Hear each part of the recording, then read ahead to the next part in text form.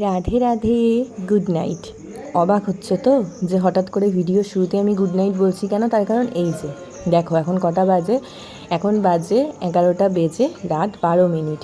বাড়িতে অনেক আম আসছে, যেহেতু আমের সিজন। পাকা আম তো আছেই, তার সাথে বেশ সুন্দর সুন্দর কাঁচা আমও আসছে। তো কাঁচা আমগুলোকে নিয়ে কি করব এরকমটা ভাবছিলাম। তারপর মাথায় আইডিয়া আসলো যে হ্যাঁ, আচার বানানো যেতে পারে। তো চলো এখন সেই আচারটাই আমি বানাতে এসেছি। সবার রাতের খাওয়া দাওয়া হয়ে গেছে, সবাই শুয়েও পড়েছে। এই টাইমটা আমার একদম ফ্রি টাইম। আর আচার বানানো তো একটু সময় সাপেক্ষ ব্যাপার, তো সেই জন্য ভাবলাম যে রাত্রিবেলা সবার যখন খাওয়া দাওয়া হয়ে যাবে তারপর আমি নিশ্চিন্তে বসে বসে আচার বানাবো।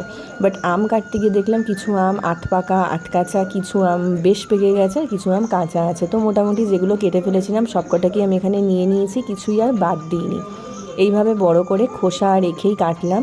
কাটতে গিয়ে তো আমার হাত একদম ব্যথা হয়ে গিয়েছিল, যেহেতু আটিগুলো ভীষণ শক্ত হয়ে গেছে। যাই হোক, ভালো করে ধুয়ে নিয়েছি। এবার আমি যেটা করব, প্রেশারে একটা সিটি দিয়ে নেব, একটুখানি নুন আর হলুদ দিয়ে। তারপরেই জাস্ট একটা সিটি দেবো আমি হাই ফ্লেমে।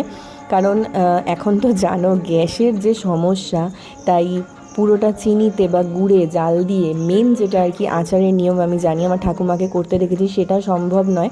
কিছুটা গ্যাসও বাঁচাতে হবে, কিছুটা সময়ও বাঁচাতে হবে, তাই আর কি এই বুদ্ধিটাই অ্যাপ্লাই করলাম। এই যে দেখো, জাস্ট একটা সিটি দিয়েছি, আর ঠিক যতটা পরিমাণ আমটা সেদ্ধ হওয়ার দরকার ছিল হয়ে গেছে।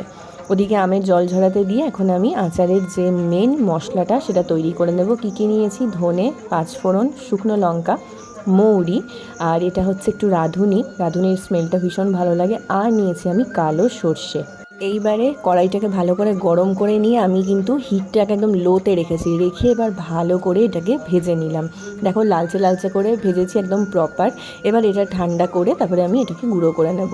কড়াইতে দিয়ে দিয়েছি সর্ষের তেল, তার মধ্যে জল ঝরিয়ে রাখা নুন হলুদে সেদ্ধ করা আমগুলো দিয়ে দিলাম। দিয়ে একটু জাস্ট এবার তেলের মধ্যে আমটাকে ভাজবো। আমি আর ফোড়ন দিলাম না এখানে, মানে 5 ফোড়ন দিলাম না, যেহেতু আমি মশলাটাই বেশি করে প্রিপেয়ার করছি সেই জন্য। একটু ভেজে নিয়ে আমগুলো যখন একটু ভাজা হয়ে যাবে, এর মধ্যে আমি দিয়ে দিচ্ছি আখের গুড়।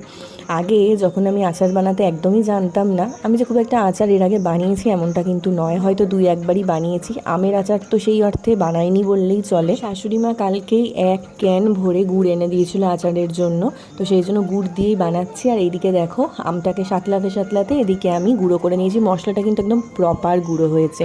আর এইদিকে গুড় দিয়ে ভালো করে আমি আমটাকে এখন জাল করে নিচ্ছি, যাতে যেটুকু ময়েশ্চার বা জল এর মধ্যে আছে সেটা পুরোটা টেনে যায়।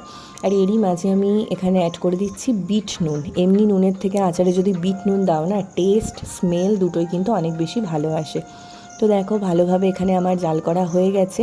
এইবারে আমি এর মধ্যে উপর থেকে মশলাটা ছড়িয়ে দিচ্ছি। মশলাটা একটু বেশিই করেছিলাম আমি পরিমাণে, তাই সবটা দিচ্ছি না, একটু রেখে বাকিটা দিয়ে এবার ঢাকা চাপা দিয়ে সারা রাতের জন্য আমি এটাকে এভাবেই ছেড়ে দিলাম। হ্যাঁ, গ্যাসটা কিন্তু অফ করেছিলাম, গ্যাস জ্বালিয়ে রাখিনি। তো দেখো এটা হচ্ছে পরের দিন সকালের লুক। এই রকম দেখতে হয়েছে আচারটা। এইবারে আমি এটাকে একটা কাঁচের কন্টেনারে স্টোর করে রেখে দিলাম, কারণ কাঁচের শিশিতেই আচার তো সবথেকে বেশি ভালো থাকে।